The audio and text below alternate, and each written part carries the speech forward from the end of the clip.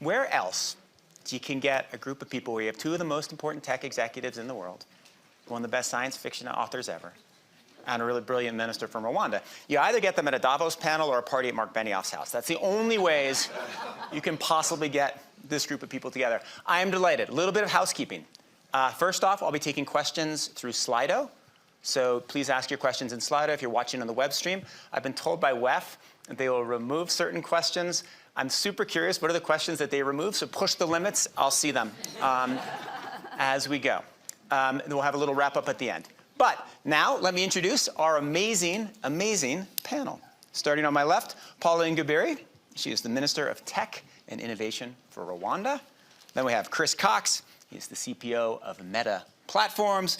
We have Enrique Lores. He is the CEO of HP Inc. And we have Neal Stephenson, who wrote Snow Crash and so many other things and has done all kinds of wonderful work from describing the metaverse to helping to build it. Structure of this session, also helpful for questions. We'll do a little bit of definitional because you're legally obligated to do that when you host a panel on the metaverse. Then we'll talk about some of the work that each of them is doing. Then we'll talk about some of the foundational questions and how the metaverse gets built, some of the ethical questions, and we'll end with some big thoughts about where we're going. So let's get going. You have to describe and define the metaverse. I have the man who came up with the word first. So Neal, in 1992, what was the metaverse? How do you describe it now? I'd been doing some work on kind of an experimental art project that involved heavy use of three-dimensional graphics stuff, which was expensive and difficult to use at the time, but it obviously had promise. And so I was asking myself, what would it take to make that kind of hardware as cheap as television was today? How do we turn it from a kind of laboratory curiosity into a mass market medium? And the idea that I came up with to answer that question was the metaverse. So as you say, it was published in '92, and then the next year, two things happened. Doom came out, and the web came out, and both of those things, as it turns out, drove the cost of 3D graphics hardware down much more rapidly and effectively than I thought they would. So it really turned into something that was driven predominantly, I think, by the games industry, as opposed to my kind of TV-centric vision of it. And how do you define the metaverse now? When someone says, what is the metaverse, you say? Nascent. Nascent. Yeah, we've got a ways to go. It's really just in the last couple of years that everything has come together. I mean, the cost of the raw graphics processing power came down a lot, and that's how we get the video game industry. But you need more than that to make.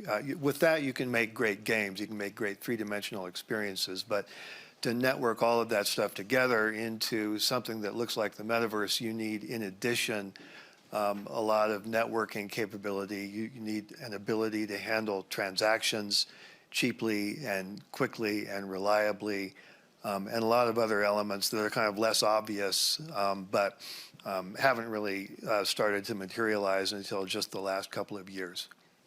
Enrique, how do you define the metaverse? I would say it's immersive. Mm-hmm. If we think anything about that's immersive is the metaverse. Is the way to really make the web and access to content immersive. If we think about what has happened during the last years, we started with text, we moved to images, we went to video. The next step is really to totally engage, totally get immersive experiences. This is what the metaverse is. Is it device independent? Can I have an immersive experience with my phone and have it be the metaverse? To a certain extent, yes, but the user interface is what is going to making the difference. If you think about when technology revolutions have happened, has mostly been driven by when the user interface has totally changed. When the customer experience is designed in a way that customer really wants to engage and participate. This is what makes it special. I thought technological revolutions were normally driven by the porn industry, but we'll leave that aside for a future Davos panel. I think that was on the list of inappropriate comments. 0 for 1. Chris, do you define it as device dependent? Does the metaverse depend on using AR, VR? No. I don't think so. I mean, I would think about it as like the next version of the internet that gets less flat. You know, the primary metaphor for the internet has been the web page since it was born. You know, we borrowed the language for describing, designing the web page from typography and page layout, and we used thinking about pages to talk about and imagine what the internet is. And then the user interface has been a screen. Yeah. The screen was on our desk, now it's in our pocket. I think computing brings interfaces closer to our senses, to our fingertips, to our speech, to our ears. I think that's part of what we're talking about when we get into the metaverse, is the internet unflattening and having experiences that feel more like physical experiences instead of video conferences and screen experiences. Paula? Well, I think I would also go with immersive, but also really thinking about that space where imagination has no limits. And just this afternoon, I don't know how many of you in the audience have had the chance to go to the Global Collaboration Village for the experience that is there. And my mind was blown away because I started to think, can this replace consultancies where I get a paper on a strategy, but rather give me tangible results on what are some of the things that I want to do and how can I feel them before I actually get in the real world to implement. Wow. All right. Well, I hope everybody does that experience. You can, basically, it's Davos with no legs. It's very cool. All right. So now I want to go around and I want to talk about, I want everybody to talk about the work they're doing. We'll start with Neal because it layers up very nicely the way this panel was selected. Good job, Wef. The different layers of how the metaverse is being built. So Neal, you not only write these wonderful novels, but you've actually started a blockchain-based layer for the metaverse. Explain what it is, what you're doing, and how people are using it. Yeah, it's called Lamina One, and it kind of emerges from the observation that I've made over the last sort of 10 years of working with games and game technology in different ways is that if we're going to have a metaverse that's being used and enjoyed by millions and millions of people, then there are going to have to be experiences in the metaverse that are worth having. And the people who know how to create those kinds of experiences right now, by and large, work in the game industry. And, you know, some of them work for great big AAA game studios.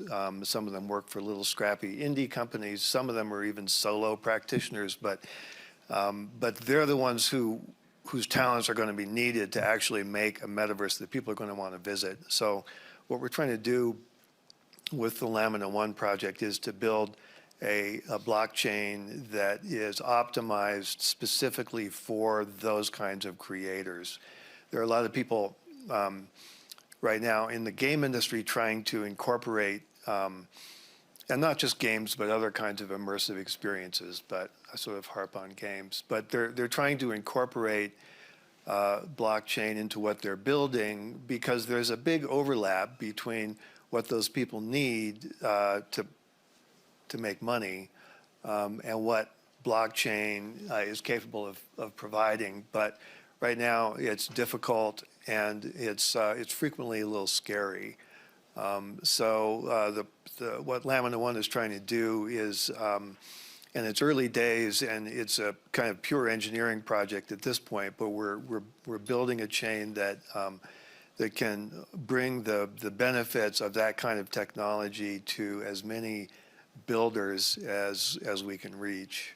So for example, if I were one of those builders, I would build an application into some metaverse system and underlying it, identity and other things would be stored on your blockchain layer? Yeah, so identity is a good example of something that is kind of, if you think of a game, let's say you go on to World of Warcraft or Fortnite or whatever, you're logging onto their server, you prove that you know that you are who you say you are, and then you get access to your avatar, your inventory, all of the stuff that you've accumulated playing that game. That works fine as long as you're sticking to one game. But if you want to fluidly move from one experience to another, then it doesn't work anymore because you're constantly having to sort of log out of one experience and log into another. So identity is one example of something that needs to be distributed and decentralized if the metaverse is actually going to work. And there's lots of other examples, like just the ability to carry things with you if your avatar is wearing certain things or carrying certain inventory items, who created those items, how do they get paid, what happens when you try to carry them from one part of the metaverse to another. We think that there are blockchain-based solutions that can help solve those problems. All right. Chris, you want to explain what you're doing and why so many Australian plumbers are using your devices?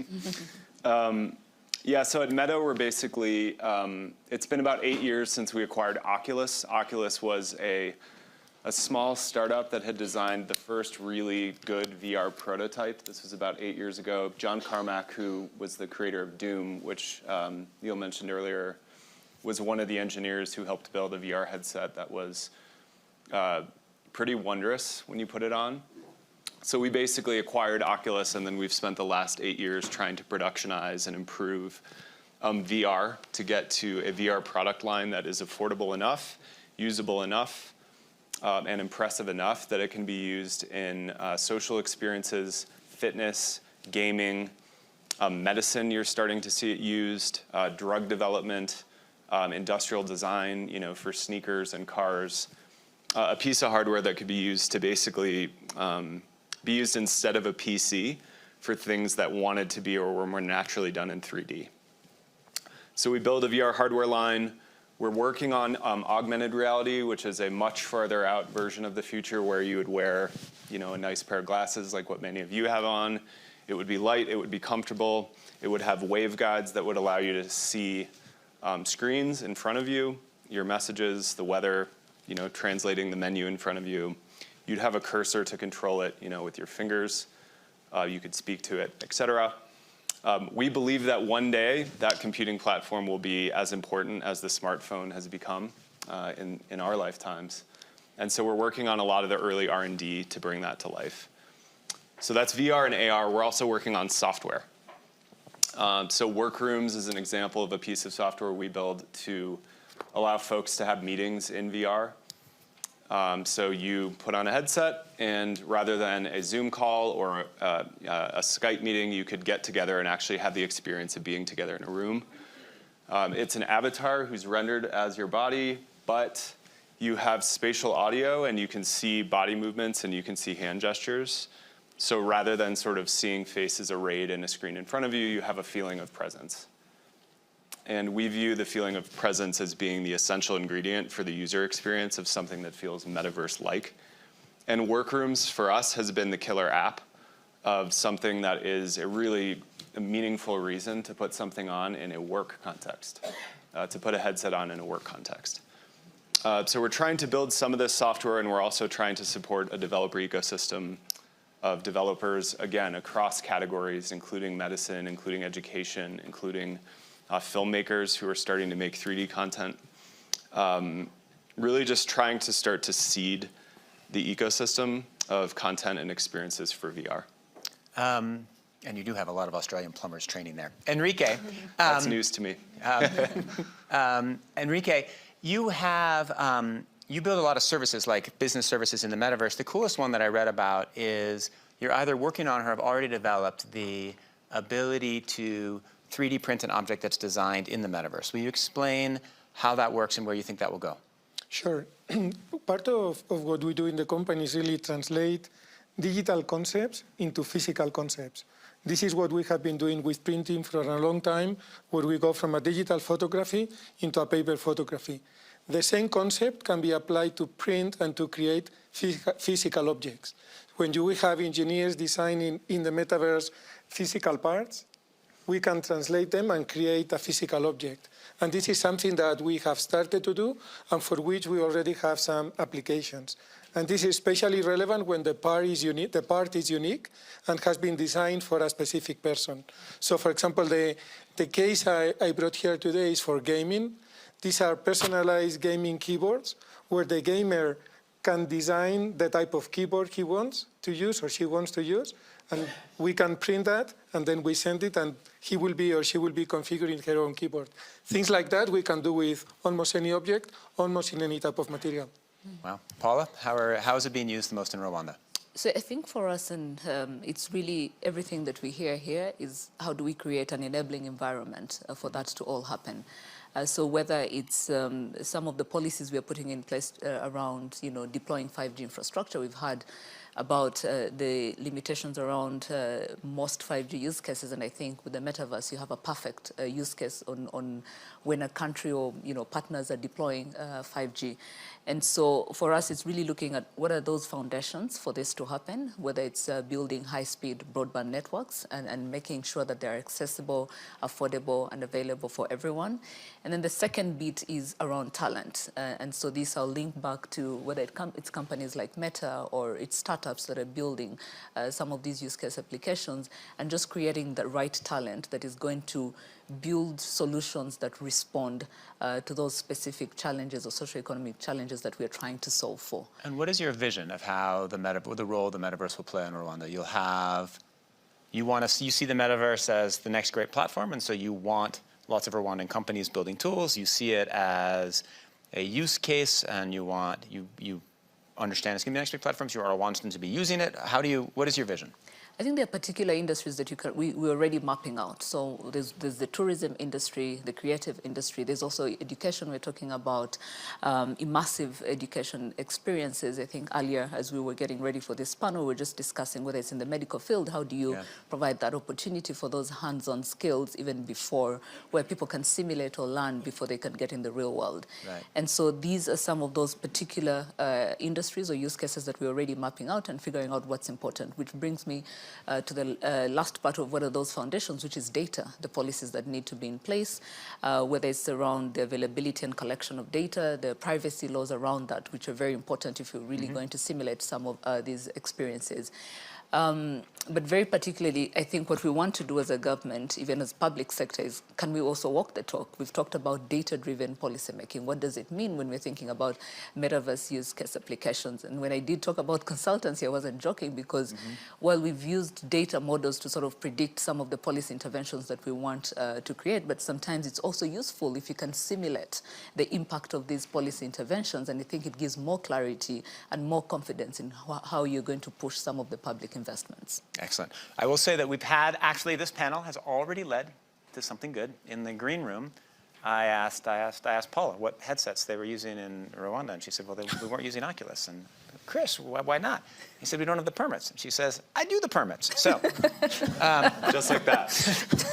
so anybody who's invested in Meta stock, it's going to shoot up because the sale's in Rwanda soon. So let's talk to some of the technological questions because they're so interesting, right? It's this right now, if you're talking about VR, obviously AR is better, but where we're dealing with right now, it's like a relatively heavy thing for the most part on your head. There's a battery, there's heat, and you may be tethered, you may not be tethered. There are all kinds of complex things, right? And many people have been in the Metaverse. You maybe feel a little nauseous, though apparently nobody has thrown up at WEF at the demo yet. You may feel a little nauseous when you do it. There's so many interesting things that we're trying to solve. So maybe Enrique or Chris or Neal want to jump in and say something fascinating that's going to be solved. I'm going to jump in and disagree with you. Excellent. I think that the way that billions of people around the world are interacting with fully immersive 3D environments today using 2D screens. I see, okay. And you wouldn't think that would work because, I mean, we're literally using the WASD keys on a Victorian typewriter keyboard in order to move around in these spaces. And yet the brain is incredibly good at making us believe that we're actually in that space. And that's the basis of the game industry. So it's going to be both. Like the headsets are definitely coming on, both VR and AR, and they're getting a lot better. But don't discount the importance of interacting with the Metaverse through a two-dimensional rectangle. Good. I think it's all going to depend on what is the use case and the application. There are applications where with some of the 2D technologies it's going to be perfectly fine. And if we think about how design had been done for many years, designers have been designing 3D parts using 2D technologies and has worked. And for other technologies, maybe in education, as some of the examples you were bringing before, a more immersive technology really will make a difference. And there are going to be multiple different type of applications and technologies that will develop for each. Chris, what's the hardest thing, or most interesting thing you're trying to Yeah, I solve mean, one right thing now? I mentioned to you previously on this is concurrency is an interesting problem we're running up against. So if you want like a comedy club experience is one of the experiences we've been playing around with, which is like a comedy club is not just about watching the comedian, it's about hearing the audience laugh and interacting with the audience. It's a very group experience, a comedy club. So we've been trying to try and figure out if comedy could work in the metaverse, and it turns out a comedy club with 18 people in it doesn't really work. You want a little bit bigger of a room. You want a room of around this size so you can hear the murmur and the roar, like a big chuckle laugh, and you can hear whispers, and you can hear sort of people around you. If you want that to work, you need high concurrency. So you need lots of different people all of whose avatars are being rendered in a headset that's sitting in front of your face, where their movements were communicated over the internet. None of it can be pre-rendered. It all needs to be pretty accurate in timing, so that if you're gesturing or responding to a joke or a movement, I'm getting it, in less than a handful of milliseconds. And that trades off against how high resolution the experience is. So if you ever ask, like, well, why isn't the metaverse like super high resolution yet? Well, the answer is if you want really high resolution, you need to trade off against concurrency. If you want high concurrency, you need to trade off against latency. So we're running up against basically the computer processor and having to start to understand the trade-off space of which of those things in which context is most important. That's a little bit nerdy, but I think it paints a picture of... But is that a problem that inevitably gets solved as processors become faster, batteries become more efficient, everything starts to work better? Is it a problem that can be solved with Moore's law? Yeah, I mean, it will be helped by Moore's law. You also have the form factor problem, which is the computer gives off heat. And because the computer is not sitting there with a fan in front of it and is not inside of a device that has cooling, you have some physical constraints there that Moore's law doesn't get you outside of. But that's just a way of saying we're in the very early version, like the Xerox PARC stages of the hardware, where we're starting to try and figure out how to get around some of the technical constraints. But we're also learning about which of these things is most important for the user experience. And Because it's not only the processing power, it's also the ability to upload and download information fast enough from the cloud. Right. This is another big limitation that, as Chris was saying, is really limiting how many things can be done at the This is same why time. you need great 5G infrastructure in Rwanda. Everywhere. So I have a question that's coming from... someone who works in this space probably 25 years ago, an engineer who said a remark that stuck with me, which is, the speed of light sucks. and because ultimately, no matter how fast you make everything work, Yes. you've still got to transmit all of this at less than the speed of light. And so that's kind of the ultimate ceiling on how fast this stuff can work. But beneath that ceiling, there's all kinds of clever things you can do to make it seem like it's faster. Yeah. I mean, and this gets at, to me, one of the most interesting big questions about the metaverse, which is it like mobile, where it's like a whole platform world where everything happens, or is it like video games, which are a discrete, amazing thing, but some people use and some people don't, right? And so does it become a universal layer of our life, or is it discrete in particular, and maybe awesome, maybe not, and you use it for some things, or maybe you don't? It seems like all of you are saying it's going to become a universal platform, which kind of suggests that these problems will be solved pretty well, and they're not fundamental problems. Is that a fair way of looking at it? I think we hope so. I just think it's a matter of time. I think the internet's a pretty good way to think about the metaverse, because the internet, some parts of the internet are very coherent with each other. If you're inside of Wikipedia, if you're inside of Instagram, these are experiences that are self-consistent, that have a single designer, that have a single server, that have a single privacy and identity model, where you understand the rules in those systems. Those systems are interlinked, so you can move from Instagram easily to Google Maps. You're not confused how you got there. The link, the hyperlink, was the thing that got you there. And I think part of what doesn't exist yet for the metaverse is, what is the hyperlink? What is the model of travel from sort of one set of experiences for the other? What identity comes with you? Does your inventory come with you, to use Neal's example? Are you inhabited by the same person you were in the fitness experience when you go to the to the work experience, probably you want to change clothes at least. And these are just some of sort of the examples of what we don't know yet when we talk about one big amorphous thing versus lots of different subdivided things, is there's going to be some coherence and connectivity between them. Well, and that's why it's so interesting and why I love having this panel, because at some point we're going to figure out what the hyperlink is, right? Or we're going to figure out whether your identity goes with you. And it'll be maybe a decision made by a company, maybe kind of a collective decision, but then it'll have huge consequences down the line, right? Neal, what to you is the most interesting open question about how the metaverse develops? It's who's going to develop it.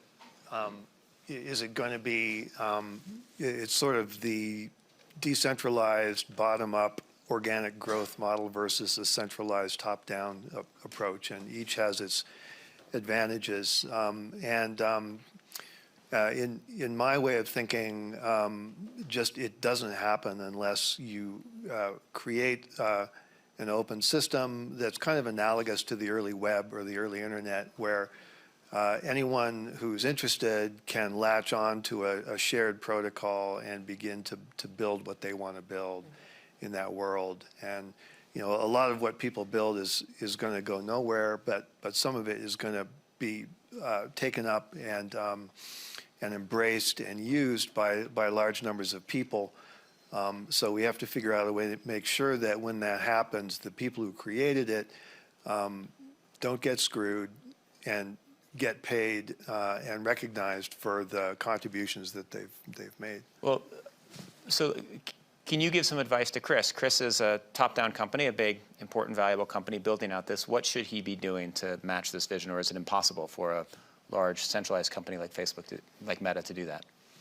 I don't know enough about the internals of that company to... You've got one of the most powerful people right here.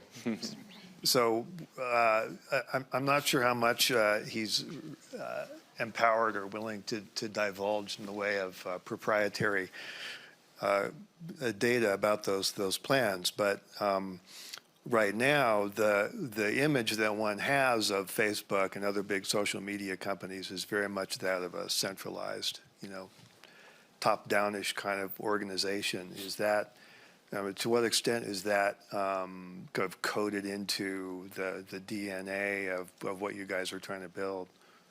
Yeah, I mean, one thing about at least the development of Facebook and Instagram is a lot of it is focused on giving tools to creators and tools to businesses. I mean, the content you see on Instagram is not content that we created. It's content built by tools from people, from businesses.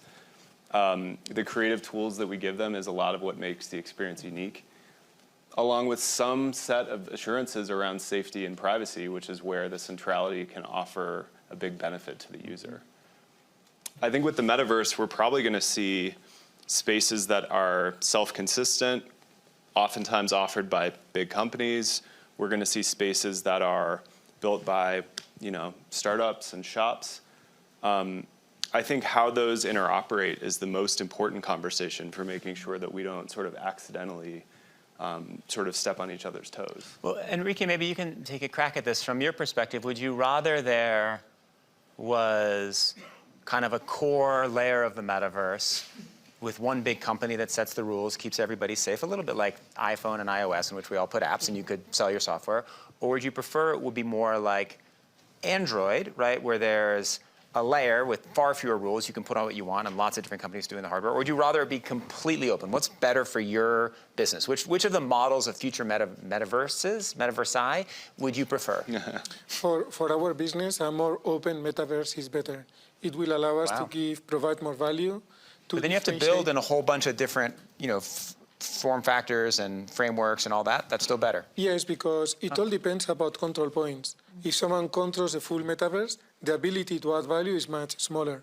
And we have seen this in other parts of the technology world. Interesting. And this makes a big difference. Super interesting. What Paula? will be very important, though, is that no matter how many metaverses we have, there is a common layer of privacy and security that all of us can build from. And when we were talking about key enablers, this is one of the key enablers to make sure that this can be used in a secure way, where also consumers can be sure that their privacy is protected. That's a very important technology section that needs to be developed. Super duper interesting. Paula? I would also agree with an open model because you're also talking about building capabilities across the board and also understanding that perhaps a one-size-fits-all may not just work. And the same way we're going to be trying to figure out the different use case applications that may be unique to every country, to every region, to every part of the world. So the more you make it open, the more you empower more and more people that can build applications for the metaverse. So Chris, let's talk a little bit about how exactly Meta is building out. So explain the degree to which you're, to the degree to which you're building hardware that can be used in multiple metaverses built by other people, to the degree that you're building software that can work on other people's hardware and to which other people can add apps, and to the extent that you're dealing with identity. Of these three different vectors, which is the most important to you and where is Meta going? Yeah, I mean, so for Meta, the most important is to build experiences for people connecting and doing stuff together. I mean, that's sort of the mission of the company. That's the company's heritage. You know, what does the living room look like? What does the conference look like between friends? You know, what does a phone call look like?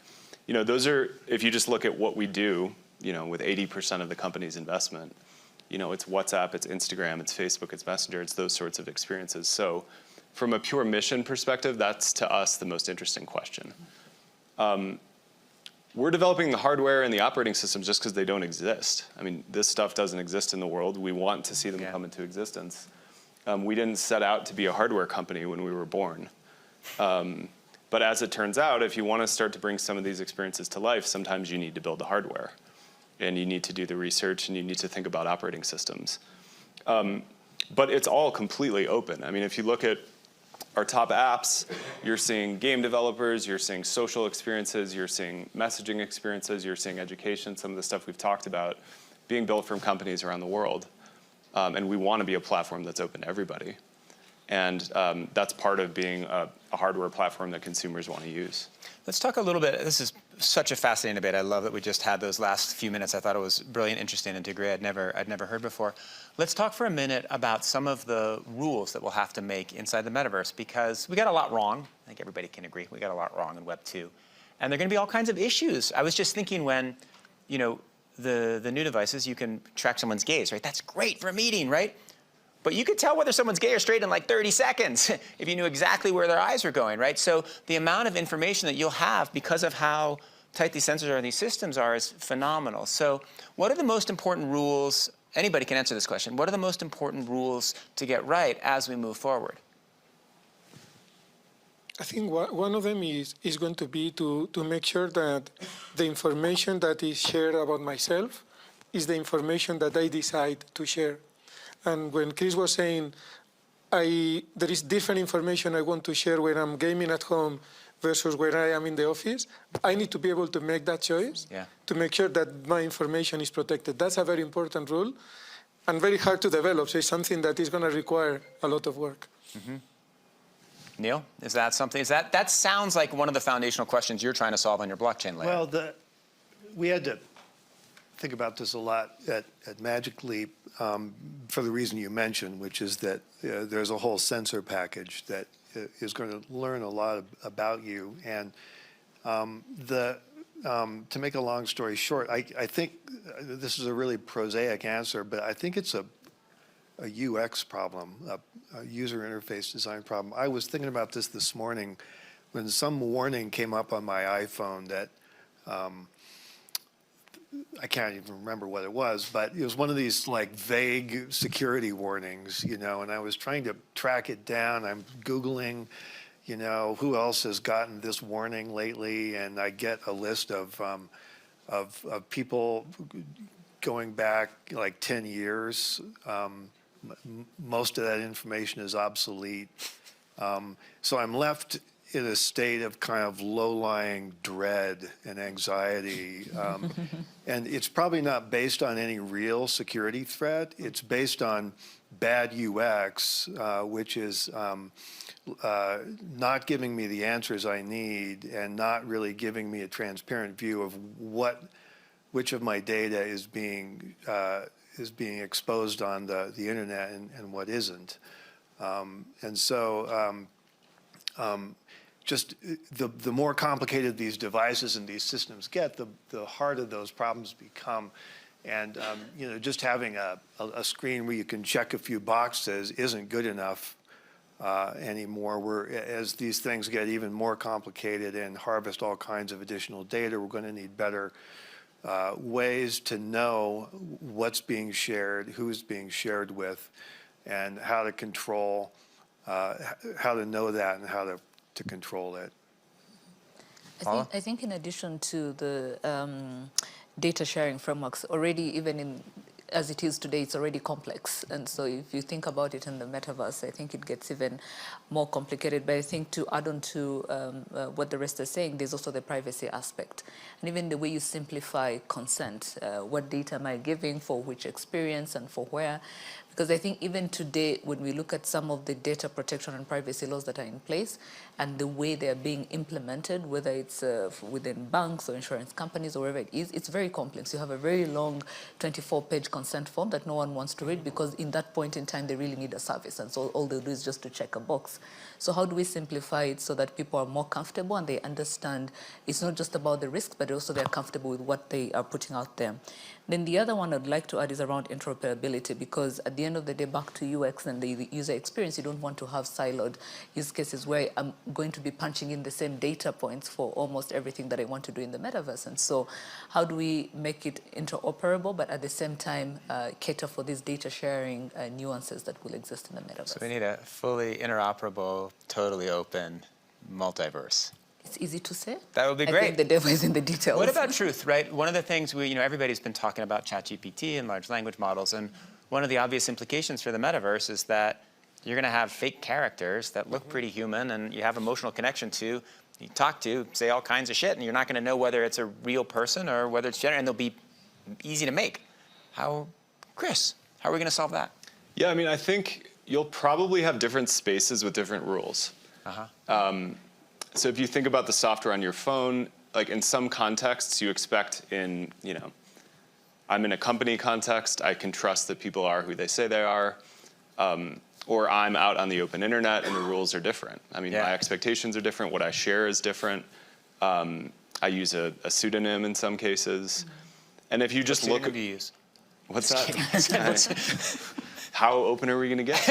And that's probably, I think, how this will play out. And I think the key thing to make this work is what space you're in, and you're never confused about the context. Yeah. So if you're in a private thread that's encrypted, you can share whatever you want. The person who's operating that service has certified and has sort of made the contract with you that that's encrypted and it won't be shared, all the way to a completely open experience. People learn quickly and can make judgments when the context is consistent and when sort of the signposts are clear. Yeah. I think for new experiences is where you really want to over-communicate. And I think that's how we want to think about some of these experiences on the metaverse, is like being really transparent and clear and offering a lot of controls, as people come into experiences to sort of tread gently into anything that's new. Enrique and Neal, does that sound right to you? Yes, and a debate we were having this morning in another session is, do we self-regulate ourselves and come together with a certain set of values that we all agree that we are going to follow, or will governments have to regulate? I think that's going to be a big debate over the coming years, and I think most of us are on the camp of the first side. How do we self-regulate ourselves? But we should learn from the mistakes that we have made today, so we don't make them again, because the danger is much, much higher. I'm just going to wave vaguely in the direction of zero-knowledge proofs, which is heavy crypto research area that sort of impossible to explain in our 5 minutes and 52 seconds. But people in this room or people who are watching this might want to kind of keep an eye on developments in that space, because at least in theory, it offers a way to attack some of these problems. It's a way to cryptographically divulge some information in a provable way, but not all of your information. And if you use it right, I think it could be a layer in solving some of the problems that we're talking about. Fascinating. All right, well, we have, as Neal said, 5 minutes left. So let's talk about where we see this going in the next 5 years or 10 years. Why don't you give your most optimistic scenario for how this improves value for humans? Paula, do you want to start? I think I see, and particularly if I look at Africa, I see a lot of potential when we're thinking about healthcare in terms of how we provide more targeted precision medical intervention. So there's a lot of potential right there. But also even just thinking about the demographics of the African population, where a lot of them, are in the youth bracket. What you see is also the creative industry having a lot of potential in terms of how it can transform that, but also how it creates value for many of our youth. And I think we've seen so many statistics around what the potential looks like. What is key is how do we provide those foundations that are critical to making sure that as a continent, we don't remain behind in this revolution. And so you can play a crucial role in making it. One of the things we learned from Web 2 is the more people are involved in making it, the better it is. Yeah. Chris? 10 years? You can, let's do 10. 10. I mean, for me, it's something as simple as just taking a walk with an old friend or, your parents in Chicago, my parents in Chicago, just like actually having them there in front of you instead of making that call. Having experiences like that, to me, if you look at the most important experiences you have on your phone, a lot of them are the basics of just like reliable, good communication with the people you care about. I think bringing those into some more physical experiences is going to be powerful. And it's something, obviously, there's many steps between here and there. You go for a walk, you walk down the promenade, your parents are with you on the promenade, or you're both out walking wherever you're walking and you're in some shared space there? Oh, I'm imagining you're taking a walk wherever you actually are in real life, and instead of the video conference, you have somebody there with you who's alongside you. Or we could go for a run together, Nick. Be wonderful. Enrique? I think there are going to be tremendous changes in many of the key things that we do today, from education, as Paula was saying, communication, providing medicine or access to medicine to remote locations. All of these experiences are going to be transformed. On the other side, what we don't know today yet is what is going to be the impact on the society of all these changes. In the same way Web 2.0 is having still a lot of implications in how kids communicate, what are going to be the implications of these new experiences, I think is something we'll have to learn. Neal? I'm looking forward to being surprised. I think anything I can sit here and predict is going to be outstripped by new kinds of creativity that are going to begin showing up. So to that point, a lot of times it seems like the internet and the web are just like a big machine for finding incredibly ingenious ways to screw artists. And just when I thought we had sort of turned the corner, the whole the AI art thing appeared. I saw just yesterday Getty Images is filing a big lawsuit to prevent the further use of its image library from by those kinds of programs. So, so what I'm hoping is that we can find a way to support the people who are needed to do the creative work that'll surprise us all and create a metaverse that, as I said, millions of people will want to visit and spend time in. Well, let me ask you a question on this. So you say anything you imagine will be outstripped by reality, but it's also the case that you imagine the reality we're in 30 years before most of us did. So tell me something that you're thinking about, not metaverse related, but a change to the world that you're seeing coming through tech or that you imagine that might come. So we're no longer talking about the metaverse, we're talking about everything? Talking about everything. You've got 1 minute to give us everything, Neal. We've got you on stage. We need the answer. In order for everyone to not die, we have to remove carbon from the atmosphere on a scale that is completely mind-boggling, even to people who consider themselves really well-informed about this issue. And that's going to be the biggest engineering project in the history of the world. And I think we'll do it and we'll succeed, but it's going to be a big adventure, And it's going to lead to mind-boggling results, I hope. Not plastic. Well, thank you so much. Thank you to this fabulous panel. Thank you to the audience. Thank you to everybody for watching online. I learned a ton. I would like to, before I wrap, I'd like to hand the microphone over to Cathy, who has a few things to say. Where is she?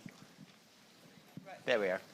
All right, thanks everyone. First of all, a big thank you to our amazing moderator, Nick Thompson, and wonderful panelists, Paula, Chris, Enrique, and Neal. My name is Cathy Lee. I head the Media, Entertainment, and Sport platform at the forum, which houses the Defining and Building the Metaverse initiative that this panel is associated with.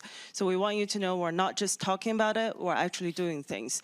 So we launched the initiative back in May last year with the goal of advancing consensus among diverse stakeholders and focus on two tracks. One is metaverse governance, and the other one is economic and social value creation. And today, actually, we just published the first outputs by the community that focus on interoperability in the metaverse, which this panel discussed a lot about, and also consumer metaverse applications. And the work will continue to explore industrial and enterprise metaverses, privacy, security, safety, identity, among other issues. So the last thing I wanted to say is the metaverse will present significant challenges, but at the same time, it could be used for immense good as well, especially when driven by purposeful and ethical public-private partnerships. So if you're interested, please do come and talk to us, and enjoy the rest of your time in Davos. Thank you again. Thank you. All right. Thank you, Paul. That was so much fun.